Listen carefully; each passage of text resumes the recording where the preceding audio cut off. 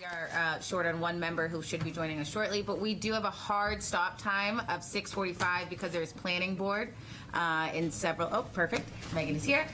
Several of our committee members need to head over there. So again, we do have a hard stop time today of 6:45. So we will start with the roll call. Councillor Tabor? Here. Mr. O'Leary? Here. Megan? Here. Dagan? Here. Byron? Here. Mary? Here. Eric? Here. Jen? Yep. Tracy? Here. Beth? Here. And I am here, Assistant Mayor Kelly. And then the next thing on our agenda is approval of the minutes from 4/12. We do have some spelling corrections that we need to make. They were put in, They're in. they're in. Yes. So we should have Aaron Garganta's name spelled with 2 A's and Jerry Duffy's name spelled with a G, not a J. In the past minutes, former Councilor Trace, we've corrected your name for the property. So move. Okay. Looking for a second to approve the minutes from 4/11. Second. Perfect. And again, those are already amended, just the ones that we have are not. I'm sorry, did they already amend? It looked like there was, at least when I opened it up, some discrepancies on like opposed and in favor.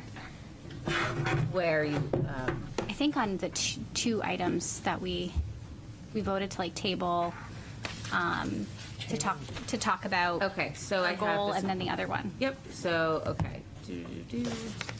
Look at the motions. Okay, so we have the vote for tabling. In favor, we had Eric and Megan. Opposed, myself, Councillor Tabor, Tracy, Mary, Byron, Councillor Moreau, and John. And then, I think it might have been the second one. I'm trying to pull it back okay, up. on the main motion. Yeah. Okay. So I have in favor, myself, Tracy, Mary, Byron, Dagan, Councillor Moreau, John, and Tabor, and then opposed, Megan and Eric. And then, Okay, maybe I misread it. Yeah, that's On my my phone. recollection of how it went. Okay, no, that's fine. Thank you for double checking that. anytime and every time. Yep. Thank you for checking. Okay. Any other comments before I call a vote?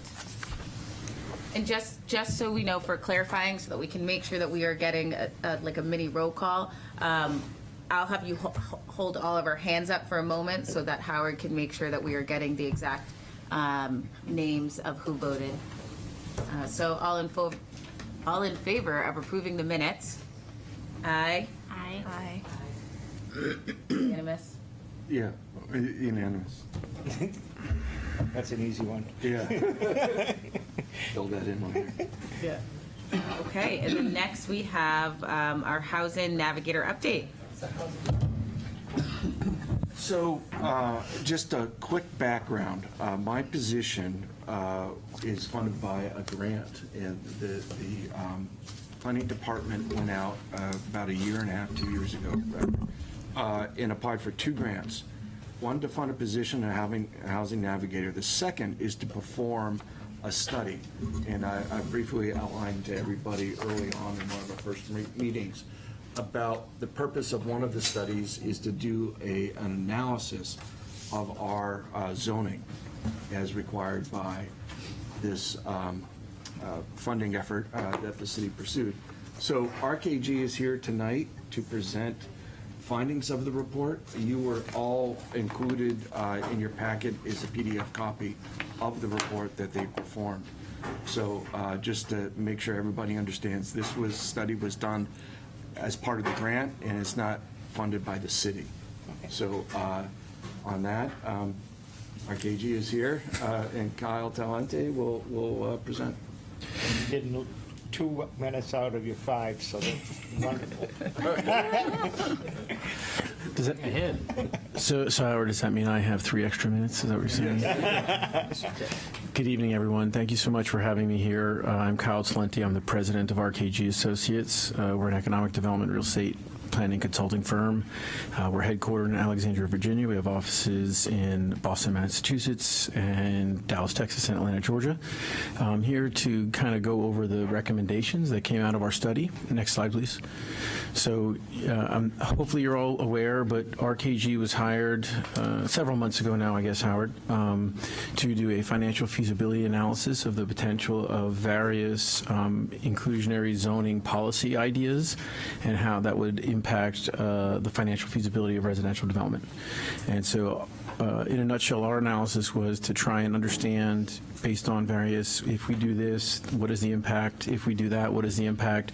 And then come back and provide a recommendation to the city based on our analysis of what balances the goal of trying to create a greater diversity of housing prices within the city and trying to minimize or mitigate the financial impact that could potentially slow down residential development or create an unnatural barrier to be able to do housing development from a financial perspective. Next, please.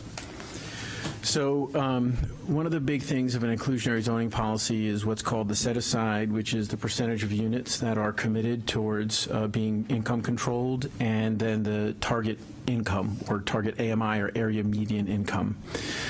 Those are the two primary components of an inclusionary zoning. How many units based on the project need to be delivered as a percentage of the total, and then what income are we going to try and target?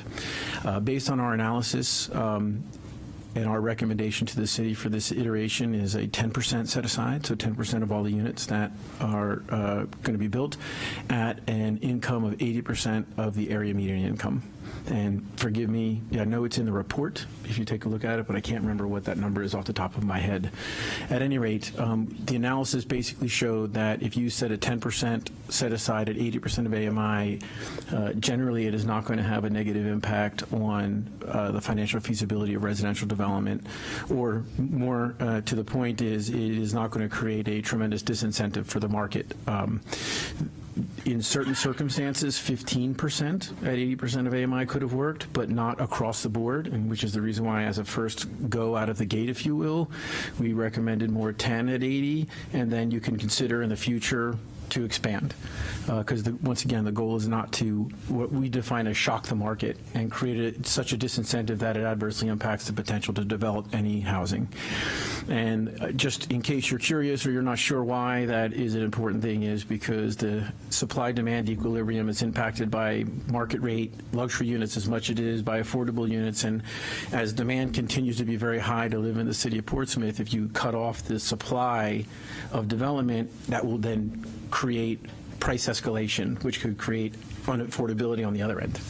And so that's the reason why. So we're trying to find that balance point to not try and upset the market too much.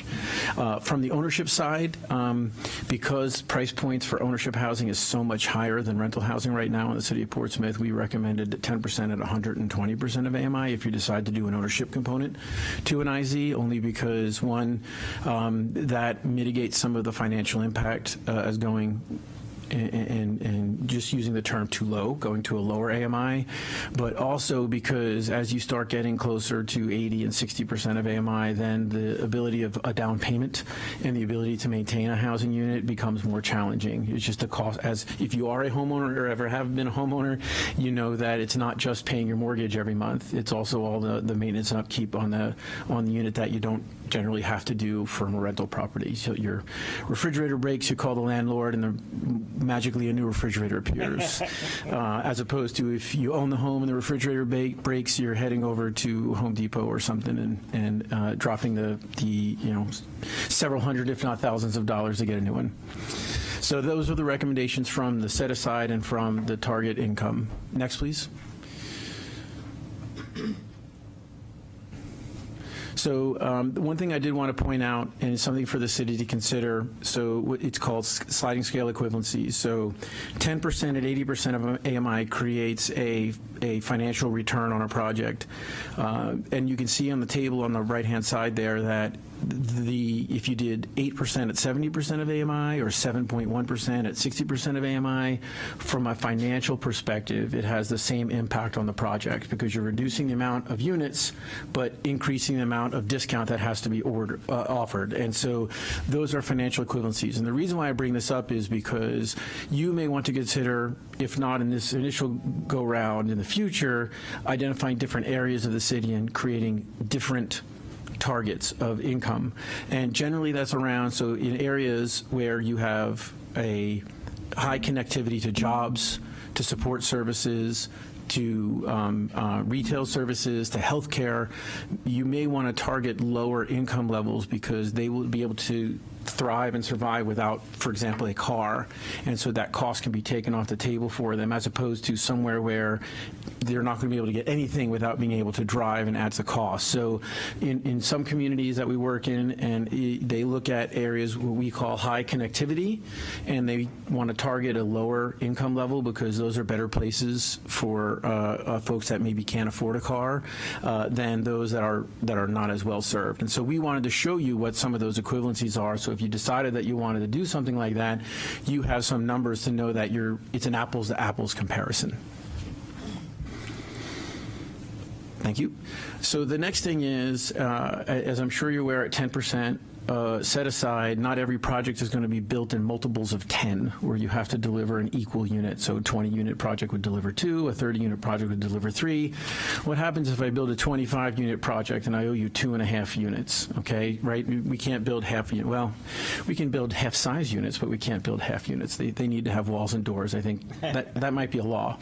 So at any rate, so what do we do if we end up with what we define as a partial unit, right? That 0.5 in my example of a 25-unit building in a 10% set aside. So what we recommend is a cash contribution into a housing trust fund. And the reason why we recommend this is simple, which is if you require the developer to round up and go from 2 to 3, it creates a financial hardship because what they quote unquote owe you from a financial perspective is less than what you're actually going to be extracting from them. And the unintended impact on that is sometimes then they will not maximize the unit potential of the property. So if I can do 23 units, it may be more financially advantageous to do 20 units and only deliver you 2 affordable than do 23 and 3 affordable. And so you lose those 3 units from the potentially being built, whereas if you did a partial unit calculation, then whether they do 20 or 23, it's going to have generally the same impact from a financial perspective, and they're more than likely want to build those extra units because while the return might not go up, then the net monetary value does. And so from our perspective, for those for the partial units is recommending that it becomes a percentage. So in my 2.5 example, they would deliver 2 units on site and then have to contribute 50% of the value of that unit that they're not going to build into the housing trust fund. And then hopefully our recommendation on that is that housing trust fund is earmarked towards other housing projects, not just becomes something spent, but it's spent on trying to create or sustain price diversity within the community. I'm sorry. The minimum project size. So if you do a partial unit financial contribution calculation, you can go down to 1, right? Because they only have to pay what's the equivalent of 10% of the value. And so the impact on a 1-unit project is the same as it is on a 3 or a 10 or 100 or a 5,000 unit project. It would be the same. If you choose to do a roundup, meaning as soon as you owe me 0.01 units, you have to build me 1 unit, you may want to consider a 10-unit or an 8-unit minimum size. If you do a roundup and you start it at 5, you're going to get a lot of 4-unit projects on sites that could handle between 5 and 8 units. And so once again, this is about trying to not lose development because we're trying to create more housing, if that makes any sense. And so if you do a roundup or a hybrid, some communities the hybrid is, it's a cash contribution for up to 50%, and then if it gets to 51%, then you owe us the next unit up. That also can have that impact on a smaller project. Those types of systems work well on large projects where you can absorb 1 unit out of 300. It doesn't work so well when I'm building a 6-pack or a triple decker. Next, please. Sorry about that, Peter. Allowing a fee in lieu for delivering a unit. So this is another option that the city needs to consider. In some communities, in my example of 2.5 units on a 25-unit project, you have to deliver 2, and then you got to pay me for the other half. Some communities allow them to buy out of delivering units at all. Okay, this is a personal preference. RKG's position on this when we advise clients is the goal of an IZ is to create price diversity everywhere in the city, and oftentimes when you allow buyout, they tend to do it in the most expensive areas of the city because they make the most money on the back end, where they can sell the unit for $1 million as opposed to selling the unit for $400,000. However, this is something that the city, if they choose to go down that route to allow a payment in lieu, there's some considerations that you should think about. One is whether or not it's purely at the city's discretion. So you can do a payment in lieu, but we as the city get to decide when that is applied. And the reason why there's value in that is there may be a project where you don't see any value in having affordable housing, student housing, for example. Someone's building housing for, not necessarily here in Portsmouth, but someone's building targeting a student population, mixing in workforce housing with college kids, for example, not exactly the best cocktail, if you will. And so that's just an easy example to give you is why you may as a city would want to have that discretion. So if you do decide to do a fee in lieu, our first recommendation is to make it purely at the discretion of the city, not at the developer. The next thing is, how do you calculate what the value is? And we're going to talk about that in a moment, but there are 2 different ways you can calculate values of a unit. And for a fee in lieu, we would encourage you to use a construction cost approach rather than a value gap approach. And I'll explain what that is in just a moment, but that would be different. Next. Thank you. So calculating the value of unit, how about that? Did I lead that in perfectly or what? So at any rate, so there are 2 different ways that you can calculate the value of a unit. One is called value gap calculation, which you say, well, what is the value of the unit as a market rate unit, and what is the value of that unit with the income control on it? What's the delta? And that's the value gap. So if a market rate unit's worth $500,000 and you set it, the value at 80% of AMI, and that delivers a value of $300,000, then the gap obviously is $200,000. So using value gap calculation, you would say every affordable unit you don't deliver me, you got to pay me $200,000, which is the difference between what you're going to make. So you make it financially neutral to the developer.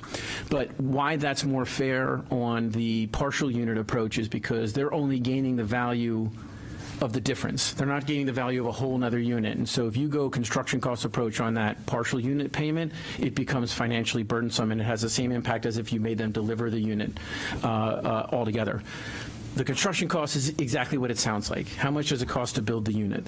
And so in my example of the $500,000 unit value, it may have a construction cost of $400,000. And so they make money on it as a market rate. They don't make money on it as an affordable unit, which is why people don't do affordable units without subsidy. But if you set the construction cost, then obviously that's going to be higher than just the gap in most cases. And so for the partial unit payment, I would say construction cost becomes punitive. Now, on the payment in lieu, why I would encourage you to use construction costs is because if you don't make them deliver unit there, you're going to have to pay to build that unit somewhere else. And so you're going to need the entire amount of money to be able to construct that unit somewhere else. And so while it would probably push a developer to not want to do a payment in lieu, which I think I would argue is probably preferable. If there's a circumstance where they're willing to do it, you need to make sure that you're getting enough resources to be able to put that unit somewhere else in the city, not a quarter of a unit, where you're basically, so in that example, you would be trading 4 units for getting 1 somewhere else, which isn't exactly delivering what you're trying to do with an IZ policy. So that was why what the construction cost value approach is and why we recommend it for the payment in lieu, and the value gap is why we recommend it for the partial unit payment. Next, please. Other policy considerations. This one, I'm going to be very clear, is something you should consider into the future because it's a little bit more involved, which is using housing vouchers as part of your IZ. We just helped the city of Boston redo theirs, and they wanted to get to 20% set aside, and they also wanted to lower their target AMI from 70% to 60%. Well, you can't go from 12.5 at 70 to 20 at 60 and not have a severe financial impact. And so the solution that we helped them come up with was units. 3% of that 20 were voucher units. And the reason why that worked is it actually served population at 30% of AMI, but it created a revenue equivalency of between 120 and 160% of AMI. And so while we're serving a lower income population from a financial perspective, we're actually creating more benefit to the investment than locking them in at even 70% of AMI. This is something that you can consider in the future if you want to get a higher set aside or target a lower AMI. But once again, I would say out of the gate is probably not something that I would want to try and create as our first go round. This is something that you would want to work in partnership, obviously, with the housing authority who controls the vouchers in the community, in the city, and see if you can make something work. The other issue here is monitoring. Is if I'm doing a project where I only have to give you one of those units, it's going to be very financially burdensome on the property owner to monitor that one voucher unit. And so you're going to have to have something in place to help them do that. Either you're going to have internal staff here in the city, or the PHA is going to have to be willing to do that on their behalf. But I will tell you, it becomes very financially burdensome just to have to manage that, because it has a whole different set of rules than just making sure someone is, when they get into a unit, is making 80% of the area median income. Recalibration of the IZ requirements. Market conditions change. I'm sure you're all well aware in 2019 the world looked a whole lot different than it does today from a housing perspective, and it probably will 4 or 5 years from now as well. And what is the saying? The only consistency is change. And so you need to constantly review this. If you set this now and then it's the same way 5 or 10 or 15 years from now, you are highly likely either leaving units on the table or you're creating a substantial burden to your market, and it's probably going to curtail development. So you need to relook at this. We recommend an annual review because markets, at least right now, are changing quite substantially. But at the very least, biennially, every 2 years is what we generally encourage our clients to do. And then you can, and along those lines, and I probably should have also included this before, I apologize, it's not an afternote, community priorities change too.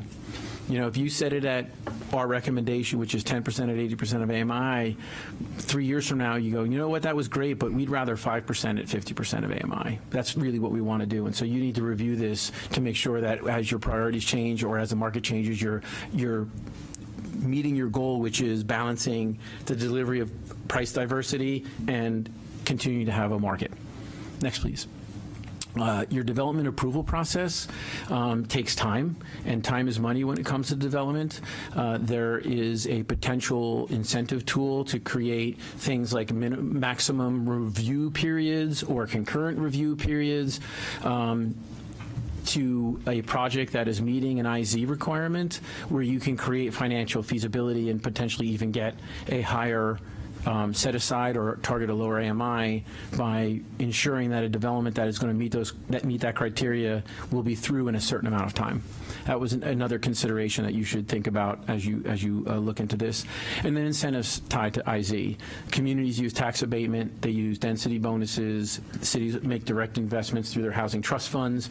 So let's say you set up a housing trust fund. You've collected a few partial unit payments, and you go to a developer and say, hey, look, we know you owe us 10 at 80, but we're going to give you X amount of dollars out of our trust fund. Will you do 10 at 60? And so it becomes a way that you can create either a higher percentage of units, or you can target a lower income as you generate that resources to help them cover the difference beyond just what your policy does. Next, please. That's it. Those are our recommendations for you. I want to thank you for the opportunity to perform this analysis for you. I know some of you are jumping into this in the fourth quarter here. I use sports analogies a lot, I apologize. Some of you are jumping into this in fourth quarter, so hopefully you have an opportunity to take a look at the report, which details not just the results, but what we did, how we did it, how we went about going about it. It explains it in a bit more detail, the math behind it, which I know is everybody's favorite thing to do, talk at committee meetings like this. And so, and if you do have questions about it, specific questions, please get them to Howard. He knows where I live. And so I will be more than happy if you have any clarification questions that you all have as a committee on the technical side of things to be able to respond to that in an appropriate forum. Thank you very much. I'll open the floor for any technical or any questions that we have for Okay, I'm going to start with Mary, then Eric, then Jen. I have a question around some of the parking aspects. So I saw a lot of it had to do with the price components for structured above, structured below, and then surface level parking. But I know the state is in the process of reevaluating some of the incentives the city can offer in terms of parking alternatives. And so I think that would greatly impact the data from sub-area 1 and potentially sub-area 2. So is it possible to have a new analysis that takes into account what's actually happening in the state as we speak? So the answer to your question is yes. The more cost-effective manner is Howard has the model, and in the model has assumptions for construction costs for parking surface above grade and below grade. And so Howard can mess with those variables in the model and then run an analysis to see how it impacts. I'm sorry, Howard, I don't mean to put you on a spot. Someone from the planning department has the ability to run the model with those adjusted numbers and see how that affects it differently than the way we had those assumptions. So the city will have a finalized version of this model in soon time. I had a training session with them this afternoon, but the city will be able to say, oh, we now have this thing where we can help halve the cost of underground parking. How does that affect things? And so you will have the ability to kind of take into account those changes in policy and see how that affects the outcome, and whether or not that could then allow you to change the approach to your IZ policy. Does that answer your question? Yeah, it does. Okay. Okay, Eric? Thank you for the explanation. It was kind of daunting. The way it came through in the email from Howard, it was 44 pages, and that was a lot to digest, and since we just got it yesterday. But if there's a question, does Portsmouth or the state even have an IZ policy at this current time? It's just incentive-based. What's that? It's just Incentive-based. incentive-based. We are not able to regulate for that. Right, and State. there's some pending legislation, I think, Yep, from there- Senator Quokka. Yep. That would probably bring that to a better understanding, I guess. So it's, from the incentive base, it's nothing that's in policy now for the city. Is that correct? Correct. The city has no mandatory inclusionary housing policy. Right. Nor can you do that anywhere in the state. Yes, just as a because there's comment- no RSA. I think it's a concept you could probably, latch on to in some respects. With the amount of development that the city's gone through at this particular time, it's almost like closing the gate after the horses get out, not knowing what the potential of development would be in the future with just on the basis of how much land is left in the city of Portsmouth to do this. A lot of it's been, consumed, and I don't think you could go back retroactively and, bring this policy into effect for what's taking place. Thank you, Eric. Jen? Yeah, I actually have a very different view than you do, Eric. I think there's quite a bit of opportunity, and I'm a little bit confused since there isn't an RSA. It was hard to read this study and hear what RKG was doing because we can't do this. So there's like another layer there that we'd have to be talking about. What are we giving up to incentivize people to do this? The other question, and Beth, maybe you know the answer. Right now, there are incentives, but it's 5%, right? It's either in public land. I'm sorry. I thought it was public. Is it 10? I think it is. I was going to say, I thought it was 10%. It varies. It depends Does it on vary? Sorry, what Peter, I should have asked district you're in as well. Yeah, maybe we We should wanna ask ask Peter. staff. Yeah, sorry. I'm sorry, Peter. Well, so in the fall, the council adopted the incentives for the character districts downtown and kind of did it as a placeholder pending the outcome of this study. And I think it's 5 and 10. It is 5, right? But in the gateway, it's different, Okay. So Yeah, so one of the things because it literally came up in my work this week about the 5%, and I was wondering why that wasn't part of the RKG study too, because if we have 5%, why did we only start at 10? I personally had some trouble with some of the assumptions, so I'm glad to know that the model can change them. The 80% financing and a 6% interest rate is absolutely not market right now, so that was challenging for me. Yeah, I guess that was what I wanted to share. Thank you. Can I just Yes. comment? So, Jen, the idea of inclusionary, it's not quite true that there are things we can't do that are in the report. It's giving, the reports and analysis is outlining the idea that whether the state does it as mandatory or not, there's still other policy changes that can be accomplished.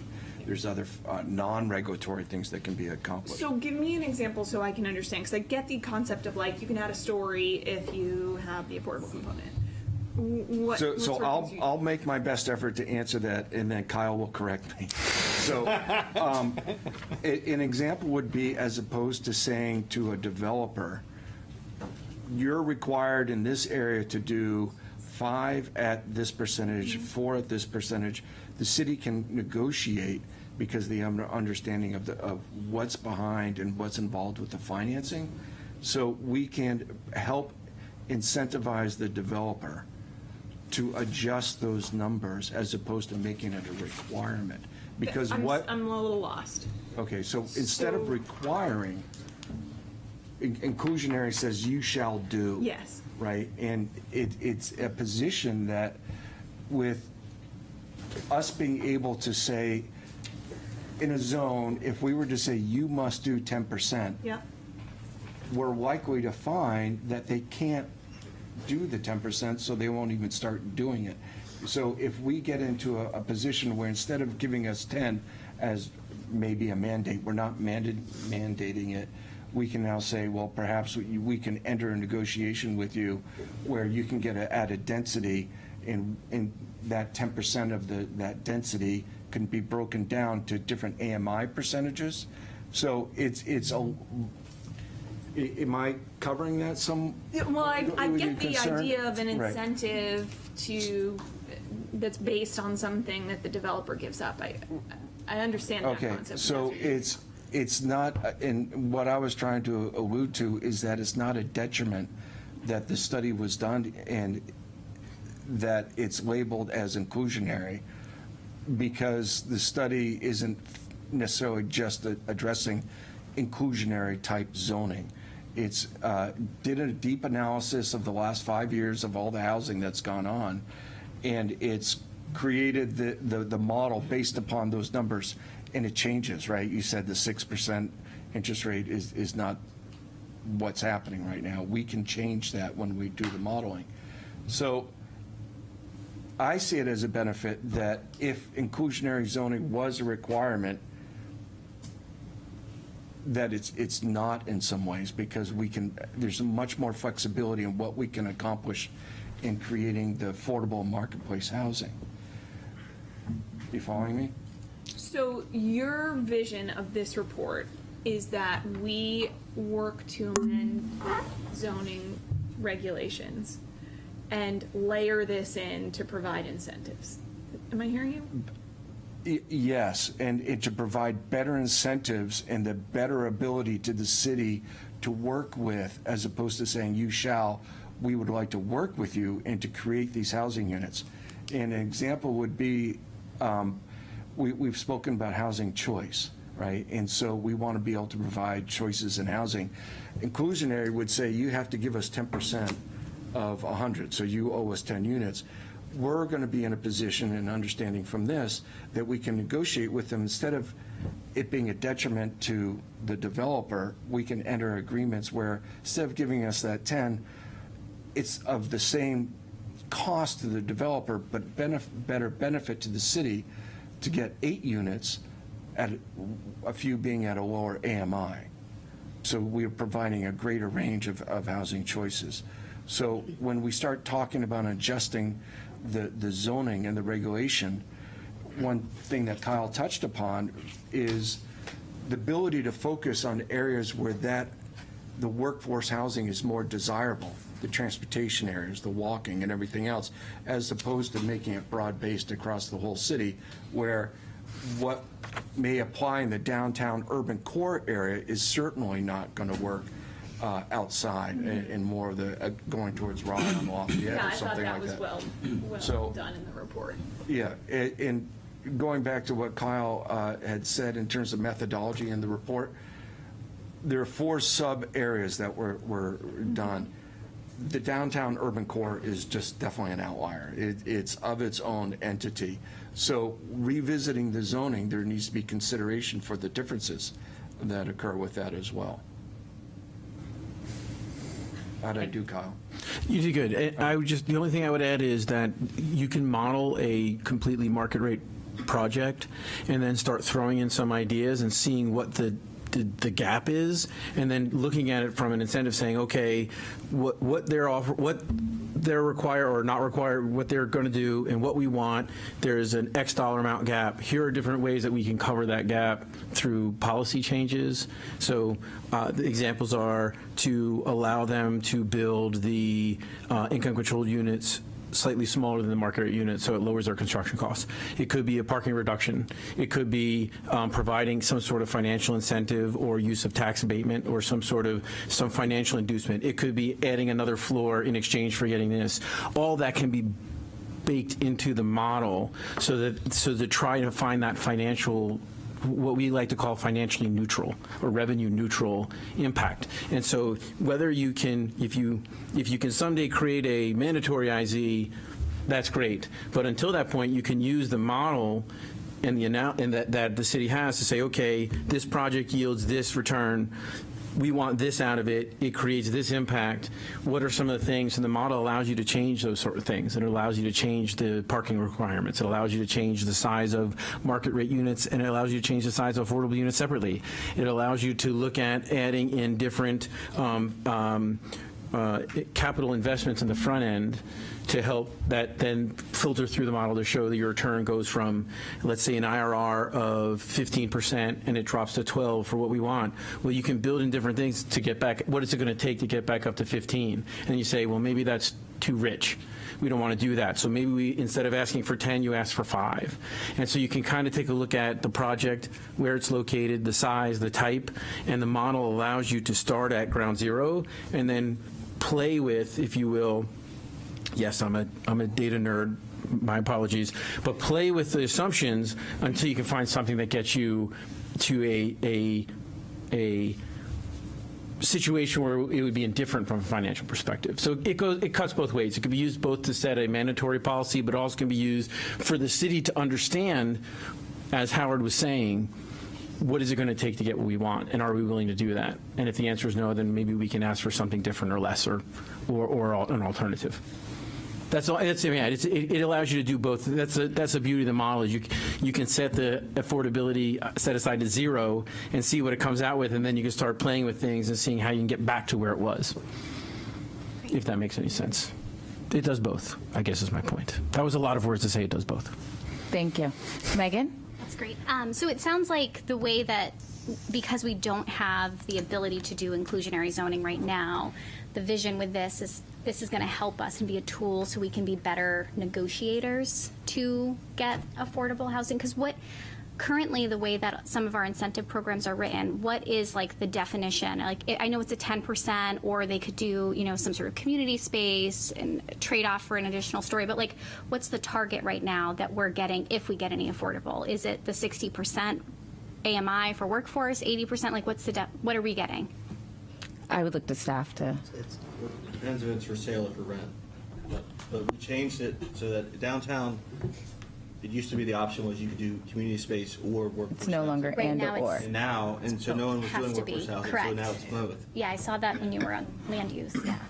I don't remember, but depending on whether it's for sale or for rent, they're different. Totally. Yeah, because I think it's like 100% for purchase. 80 for rent. So 80 for rent. So this tool, this analysis that we got, could give us some like leveraging power to, I guess, get different AMIs into housing ultimately. I look at like that as like that, yeah, that we could stagger. So we could say, okay, we'll take 2 units at 80, we'll take 4 units at 60, we'll take 1 unit at 50%, and we'll be able to look at the numbers. I think a lot of times, for me, what I took from the report is a lot of times we hear from developers, we can't afford to build it, we can't afford to build. So what this allows us to do is like say, hey, you're right. we can understand the math that maybe it's not justifiable at 10 units at 80%, but we can see through the model that you could do five units at 60%. Right, so we'll be much more informed. Yeah, and that's what I took away from the report, is that it gives us the knowledge to understand. I think sometimes for me at least, a few years ago, if you told me, a developer can't afford to put in any affordable units, I'd be like, okay. But in reality, not every developer can. And I think it's a really good note when we're talking about project sizes too, because there's a big difference of 25 units, 50 units, 100 units in 4, in 3. Right. I was just going to use an example that's existing today. We spent a lot of time negotiating with West End Yards to get, we asked for 20% workforce housing at 80%. And I think we went through a year and a half worth of work sessions with them, and they brought us so much financial information. This would have been a much shorter process having this kind of a tool, because we ended up at 10% at, I think, is it at 80? I'd be curious if we'd just sat down and redid it again, if we would have been able to negotiate something differently, just to learn from it. But that's what this tool can really help the city with, and we can build that into our zoning. So just trying to use an actual example there. Yeah, that's great. And then I had a question for Kyle. So I know you mentioned Boston has already done something similar to this, or is deep in the throes of this. Did they say it was blanketed across the city, or did they pick particular zones to focus on? So the city of Boston decided to make a universal policy. We looked at, don't quote me on this, 8 different sub areas. We broke it was either 8 or 12, I can't remember which, but we broke the city down to 8 different sub areas, and our recommendation was we encourage them to do a zone by zone strategy, because Mattapan and Seaport are very different markets. They wanted to do a singular one, and so they basically did a compromise to get to one that would kind of work everywhere. Okay. That was their plan. Is there any data that's come out of it early to see? Because I know you see it online everywhere. Everywhere it's so expensive, and people still complain about the price of living in Boston. So are we seeing the needle move? We only wrapped that project up less than 6 months ago. It's going to take a while before you're going to see how it impacts the market where it was to where it's going.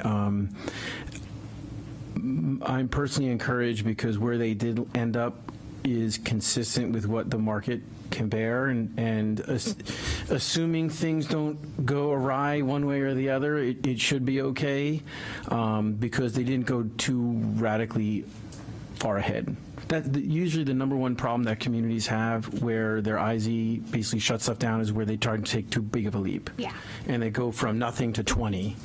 We worked with the city of Lynn not too long ago, and they were like, we wanted this, and the number that some of the advocates were looking for were like, this will never work. You will destroy housing development in your city.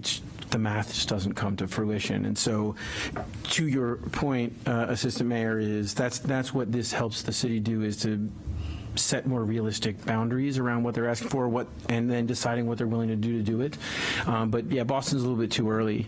We helped Newton redo theirs back in 2019, and it actually increased. It had no. I can't say it increased, right? Because the market is what the market is. I would love to be able to take credit for market conditions, because I would be a really rich man by now, because everyone would pay me lots of money to know what it is. But it did not create an adverse impact on them, because they did it in a manner that was incremental from where they were to where they wanted to be. Perfect. Thank you. John, and then Just Doug. a quick comment. I read through, the report, and I'm not attuned to all of this. Your explanation was wonderful. It made someone like me, who is an insurance person by trade, cognizant of what you were doing here. And I think, I thank Beth for the example, because the picture that I was getting in my mind was just what she addressed. And the fact is that, you go in and you don't have the data behind you to negotiate. I mean, you think about, a baseball free agent. I'll use the fact is the good agents come in with all the data that justifies what they're making. And this is the same type of thing, is that it's a great tool as opposed to, well-intentioned picking a number and trying to get to it, as opposed to walking in and being able to justify where you got that number and talk it in an intelligent way. So again, thank you for your insight, and I found it very, very helpful. Thanks, John. Councillor Tabor? So we can't use sticks, we can only use carrots, right? I mean, we can't force inclusionary zoning.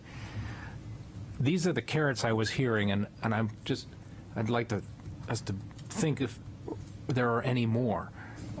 We can give an extra story, which makes the project richer. We can give parking relief. We can give more density on the particular parcel with setbacks or whatever. We could do tax abatements. We could do subsidies from a housing trust fund. We have a trust fund. It's empty at the moment, but why thought There was language developed. We could reinstate that language. And somewhere down the road, if we coordinated with PHA, we could use vouchers. Is that sort of the palette? Is that the? That's not the full palette. So if you, I also talked about trying to reduce the time of the approval process. So I'm going to go back to the example. If you truly negotiated for 18 months just on the IZ piece, imagine if that was only 6 months. That's 12 months of carry costs. That's 12 months of interest-only payments on that piece of land that I don't have to make, that comes back to me as the investor to get going that much faster. Also reduces the risk that the market has changed and what I wanted to do no longer is viable, because let's say COVID hits and all of a sudden a piece of plywood goes from $20 a sheet to $80 a sheet. And so that is the ability to set predictability in a time frame is another tremendous tool that you have.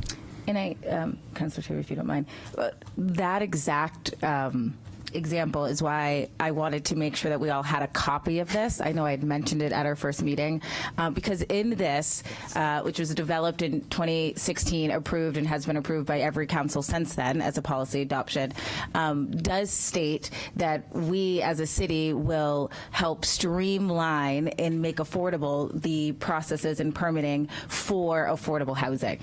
So it does touch on, and so I think, part of what I would like all of us to do for some homework for our next meeting is really make our own individual analysis of this policy, of where we think as a developer, as a planning board member, as just a community member, where we think we have approached this policy correctly within the city and where we potentially have not. But again, when we talk about the 18 months at West End Yards, some of that negotiating and for building affordable units and things like that, we have policies set in place that we potentially are not enforcing well enough, and or maybe are not communicated well enough to all factions that work within permitting and building and things like that. So I just wanted to make sure, just so note that is why I wanted everyone to have a hard copy of this. Okay, Councillor Tabor, do you want to finish? I just wanted to follow up. I'd be interested from Tracy and Jen, which of the carrots are most meaningful, which should we emphasize? If we want to get to a higher number of units, and we now know, because this is our Scott Boros, our agent, who's got the numbers. We now know that the analysis shows that 10% of units at 80% should be profitable with a 15% internal rate of return. But what are the best carrots that you guys see? How do we make it work? Well, I agree with the shortening the zoning permitting time. I think we've been going through the Lafayette project for almost 2 years now, and it just keeps spinning. So that adds a lot of cost to the construction. If we we're allowed to build more affordably. For example, the parking, structured parking is very expensive, particularly for some of these affordable unit situations that are along public transportation or a demographic that doesn't really drive as much. There's no distinction in the parking requirements based on kind of, well, there's a little bit for if you're located along public transportation. Yeah. But I think it could go further, and that could help offset the cost of construction. The other thing might be a little bit more related to use. And for example, the most expensive thing in a unit to build is the bathroom and the kitchen. So if we could allow roommates again, with larger units, sharing a kitchen and a bathroom, that would be great. There's sort of a unspoken ban on that in Portsmouth, and we've had to design apartment buildings with no more than 3 bedrooms because that could be a boarding house or something like that. When I was in my 20s and trying to live affordably after college, we all had roommates, and that was just what everybody did. We shared a kitchen, and we weren't all related, but it worked in our 20s, and it was an affordable way to live. So I think allowing for a diverse options, not just in the financing, but in the zoning and the structure and the actual construction, because there are ways to build cheaper if people are allowed to be efficient with how they plan buildings. They could be. I think that's great. I mean, I lived on Union Street with 5 other girls, and we had 1 bathroom and 1 kitchen. Jen, do you have any comments? And I think I just want to say we are going to have to wrap this up and most likely take a vote to readdress the goal statement. I'll just add layering on zoning in general. I think the office research district is probably not everybody's favorite right now. I mean, nobody's going to build an office building, but I know plenty of people who own office research land that would love to build housing on it. And Yes. I think that's a nice little carrot. That was brought up at the city council when we just did the zoning amendments on Monday, and we talked about office research being our next, and ideally, Going back and getting that. Yep, and as we've talked about, ideally there potentially can be some state funding if some legislation goes through, and some incentives to turn that space into housing. Mary, and then Byron. Okay. Yeah, I was just going to say something that struck me in the report. So broken down into sub-area 1, 2, 3, and 4, usually the entirety of the city.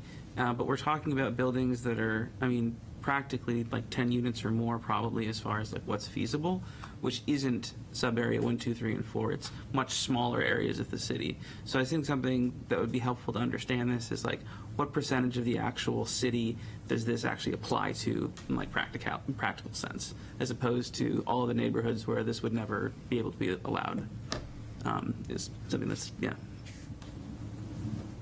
Okay. Mary? I'll pass. Okay. Yes. Just a final thought of another negotiating tool that we can build in is the payments in lieu, right? So if it's, I like the idea of having it be the city's choice, not the developer's choice, but if we can't come to some sort of agreement, then I think building that in is a great way to fund a housing trust. We've always been talking for the last 2.5 years of how do we fund the housing trust. This would be one way. Oh, okay. Anything else? Just real quick. Yes, Councillor. This could perhaps use a working group to study further to see how we actually could implement it. So the chairs would be interested in anyone who might want to put their hand up to be in a working group on that. Okay. 2. Maybe. Okay. Great. There's 3 of us. and people can ebb and flow out of this working group. Okay. Perfect. Thank you, Councillor Tabor. So we will move on to public comment. Thank you. Thanks, Kyle. That was Thank you, great. Kyle. Thanks, Thank Kyle. you. You're all set. I'm sure there'll be more questions coming. Yes, yes. We'll just have you step over, just because that's our only seat. So public comment, please make sure you pull the mic close to you. State your name and your address. Please come forward if you'd like to speak. I think we stunned them all. Come on up. And just pull the mic a little towards you, too, please. Thank you. Peter Huda, 2A South Street. So I went over the model, and I've done models all my life, so I understand how they work.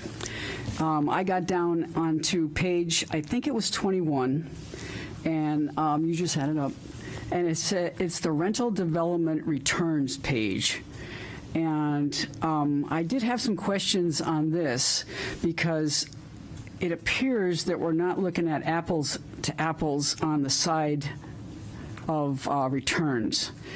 So the comparison here was, and this is over my head, but I think I understand what they're saying here.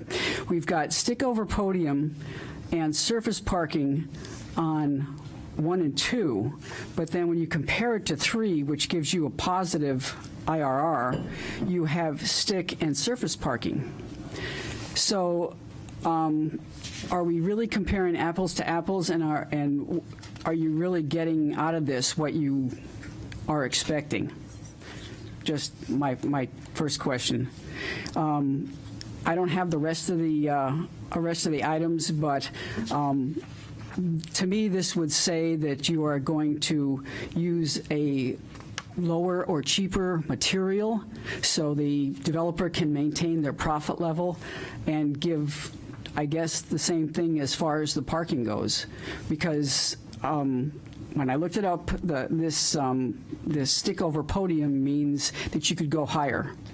And obviously, when you do the covered parking, it's going to cost more. So I guess I would ask, when your inputs go into the model and they come out like this, but you're not comparing like, what is the value of this? And I don't know if anybody else has got down to this level, but that did catch my attention, especially with the different types of materials that you're using. I guess the other questions that I would have were already asked, that this is not approved by the state, it's not approved by the city, can't do anything without the state. And the other question I would have is on the incentives. Are we just looking at what the developers are going to get, or are we actually looking at what the city's going to get? And I would ask that you take a close look at putting money into a trust in lieu of building, because we might be into the same position we were in the last 8 years, where we gave developers the opportunity to do community space versus workforce housing, and we got to. So those are just my comments. Thank you. Thank you. Next speaker.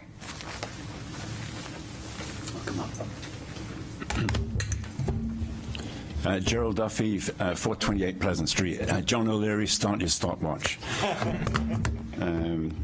Okay, I've just got a couple of things. I'm going to stay out of the weeds. The Portsmouth Housing Authority and the Sherburne School, there's been some talk of introducing an RFQ process, and so I had a comment about that. The PHA already has a lot of skin in the game as far as this project is concerned, and they are a community partner. So my hope would be that if you're going to introduce a formal process, and I completely understand the need for a good, transparent RFQ process, would be that you would start that after this particular project and accelerate this the decision to choose PHA as a partner. If you don't do that, if you do decide to apply this new process retrospectively to this project, then I would ask you to try and accelerate the timeline so that their federal low-income housing tax credits are not in jeopardy. In terms of what was presented today, I think it's just fantastic. I mean, anything that happens in housing is going to be policy driven. I mean, I don't see any other way around that. And so I looked through. I didn't read the entire report. I didn't have time, but I did look through the policy recommendations. And as a layman, it's really there's really so many good ideas in there, and I learned something. And so I hope that we're able to to make that inclusionary zoning to wrap it into what we do. One thing that stood out to me was the term income-controlled housing. I thought that was really interesting because it kind of wraps in all the other terms that we're using for housing and does it in a way that's kind of useful, because control implies action, agency, and that's actually the city stepping in to make a difference in housing. So I think that's a really good connotation. And in terms of income, everyone can relate to that. So for me, it was a really useful term to think about this whole thing. And I would just say, look, you're not going to get a stronger mandate than the council isn't, than the last election. And I would just say, you guys, the spirit should be being creative and bold, right? We've got a wonderful opportunity here to perhaps get out ahead of other communities in New Hampshire with what we do. And it seems like we've got the tools, some of the tools now to be able to do that. So thank you very much for your work. Thank you. Thank you. Next speaker. Building early. Hi, Andrew Shimonis, 460 Richards Ave. So, much like the report had outlined, there are a variety of ways and carrots, as Councilor Tabor put it, to offer up. And before I get to the carrots, I think one of the things we have to acknowledge is, yes, as Petra had stated, comparing like-kind product, so using sub-area 1 versus 4, do not compare apples to apples. And those two construction styles, as well as land costs alone, are going to completely separate and segment the market in the sense of feasibility. So with that, you also have to consider the interest rate that they had used was 6%. If you can find 6% interest rates today, please let me know. Like, that would be spectacular. Yeah, and I get that this report and all of these policies that we're talking about are supposed to be future projected, and we can't just live in the now, because hopefully interest rates do go back down. That would be great. But I do think that the feasibility and overall land costs associated with buying in Portsmouth and developing in Portsmouth has to be considered. And so I think maybe 3 times in everyone's lifetime in this room, we've seen land values in Portsmouth go down. Sure, they may have stagnated, but very seldom have land costs gone down in Portsmouth. So I think that's a very important attribute to consider here. On top of that, when considering construction styles, sometimes you just straight up can't dig into the ground and build structured parking because it's not available. So we've seen that in the last 3 projects in the Deer Street lots, as well as some of these surrounding areas. So sometimes surface level parking is just the nature of the beast, and you have to do it. On top of that, now to the carrots. I think, yes, establishing a housing trust fund is an extremely good idea, particularly if we can't do anything outside of these hypothetical RSAs. So if you establish that trust fund, make sure that trust fund has a direction or a mission statement involved with it. So don't just establish a trust fund, have developers pay into that fund with no mission statement or goal established. Because as Petra had said, yeah, maybe we buy a building. Maybe the city does a PPP partnership with another developer to do something with that money, right? So I think having an objective in mind prior to establishing that trust fund is going to be how that trust fund gets applied and is really achieved its goal. So try to outline that before you get too far into this discussion about a trust fund, because without it, now that money just sits, and we're asking people to pay into this with no true incentive to the city. At the end of the day, money is green either way you do it. So whether it's building another level onto a building, that costs money. Or if they're paying into a trust fund, that is money. So which one is more relevant to us? Which one is more tangible to a city? Is it building another level at the same time that someone is building a building already and getting those units at the same time, like instant gratification? Or is it putting money into that housing trust fund to then build something down the road? Which avenue does the city want to go down? Because without it, it's kind of just aimless. And I hope that on top of that, we can look at the bigger picture of, if we're talking about sub areas 1 through 4, again, they're not compared apples to apples. So if we're in sub area 4, like take community campus, we need to talk about transit and access and connectivity there. Like, there are other factors that go into these equations outside of just the data and economies of scale. So hopefully there are ancillary and complementary zoning changes that will allow us to achieve these goals, not just from a data perspective. Thank you. Sounds like we need to have a planning board's working group. Any other speakers? And we just have, is there someone online? Yep. Perfect. One more. And again, we do have a hard stop at 6:45 because of planning board. Good evening. My name is Bill St. Laurent. I live at 253 Colonial Drive in Portsmouth in Panaway Manor. I know I may be beating a dead horse here a lot, but anyway, having read in the paper and even on TV that one of our churches is going to be giving land for low-rent housing on Lafayette Road, which is 30 or 40 units. I don't know what they're going to do. But since that's a project that is in the works now with the church, I would hope that maybe, and going on what John O'Leary mentioned, is to kind of settle down and not focus on the Sherburne property for the housing that you're considering. I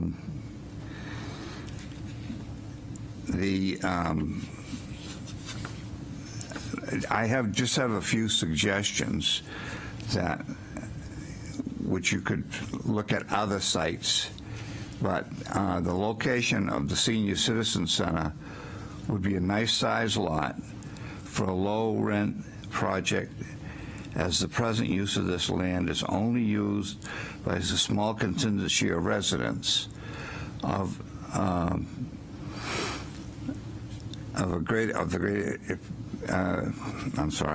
residents of the Portsmouth area, and they could use the Sherburne School as a senior center.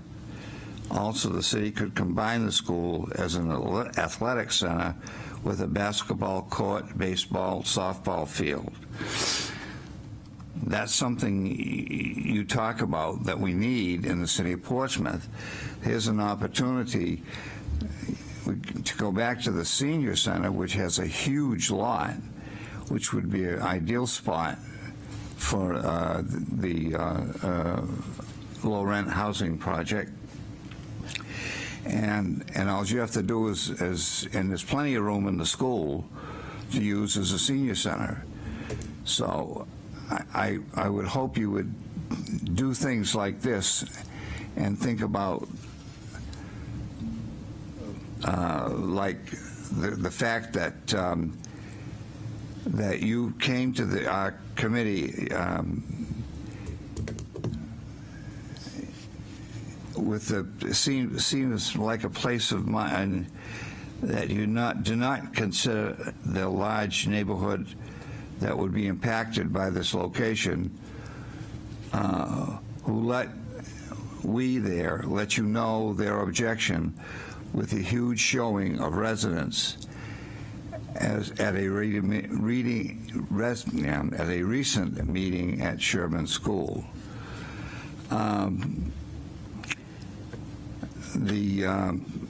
Another suggestion, and it's like I said, this is what I would hope you would do, and not focus on one spot. There's a beautiful lot across the street from the City Hall, which doesn't seem to be used a lot as a park. And you could have a beautiful senior center group in there, which would put these people who supposedly would be working downtown and not making big salaries could at least walk to work, or they wouldn't need a car for a while.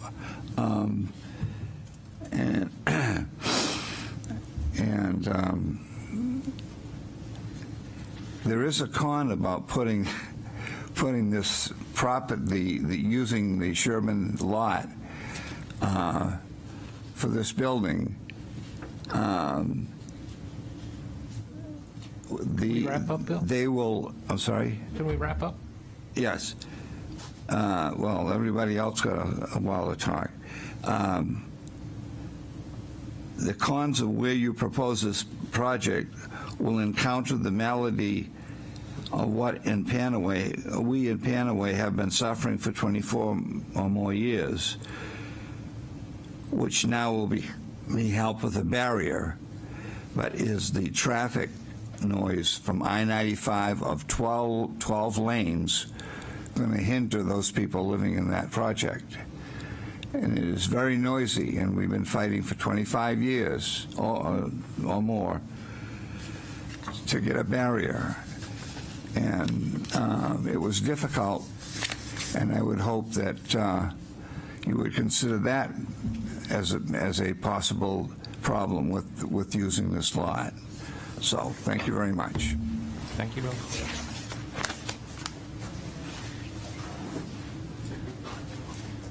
Yeah, we're not gonna.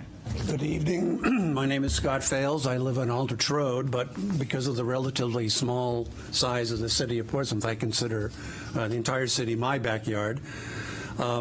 This committee is very fortunate to have a valuable resource right at your fingertips, a resource that was created by the Portsmouth City Council many, many years ago. It's currently controlled by a 6-member board of commissioners appointed by the mayor and a 6-member board of directors. And I don't understand why this committee is not using the best tool you could ever have in your toolbox. And I'm talking about the Portsmouth Housing Authority. They are experts in creating and managing housing. They should be your go-to group for ideas, information, and planning. I was shocked when I heard committee members questioning the integrity of Portsmouth Housing Authority and requesting a vetting process for an entity that has decades of housing experience and an impeccable track record. Such a request, I think, is reckless and insulting, in my opinion. It is counterproductive to the mission of this committee and further delays the creation of new housing. This committee was created by elected officials who pledged that creating new housing is a top priority. Why wouldn't you use the best resource available to get the best results in a timely manner? I urge you to keep an open mind and open heart and give PHA a seat at the table. A lot of people are counting on you, and I assure you that PHA can help. Thank you. Thank you, Scott. I think we have one speaker online. Oh, Paige? I promise I'll be short. Thank you very much for changing my name. Also, could we possibly, as members of the public, get tonight's presentation also online? Yes. Other than just video? Well, the presentation online is dated February 28th. Paige, we'll make sure it's posted. And tonight's is April. They're different. That was the what was posted online is the whole Yeah. report. No, I'm just asking Want the if synopsis tonight. of presentation. Yes. We can do that. Thank you. You're welcome. Okay, and we have one more speaker online. Craig Welch, go ahead. Craig, you have 3 minutes. And you are muted.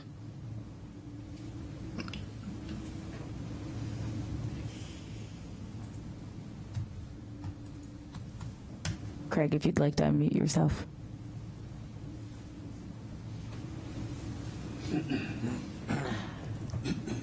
Okay. Truth of Zoom. Okay. Well, if he manages in the next 2.5 minutes, we will hear him. Obviously, we have on our agenda discussion of goal statement that is obviously not going to happen this evening. So I would look. We already have it tabled. Do we need? I think it can stay on the agenda as old business. Okay. Yeah. So we'll keep bring it it up first on the next on the meeting. next agenda. It's certain though, so let's clear. Yes. Do you need a motion? Just If you confirming need the one, next. I'll give it. The next meeting is Thursday, May 2nd. It's Thursday, May 2nd. So we will have that on the agenda for Thursday, May 2nd. Is that a motion? We'll If you do need it. one, you got it. Second. All in favor? Aye. Aye. Megan, you were second? Yes. Any nays? Okay. And with that, I would look for a motion to adjourn. Got it. John motioned. Second. Megan second. All in favor? Aye. Aye. Any opposed? Okay. Thank you all so much.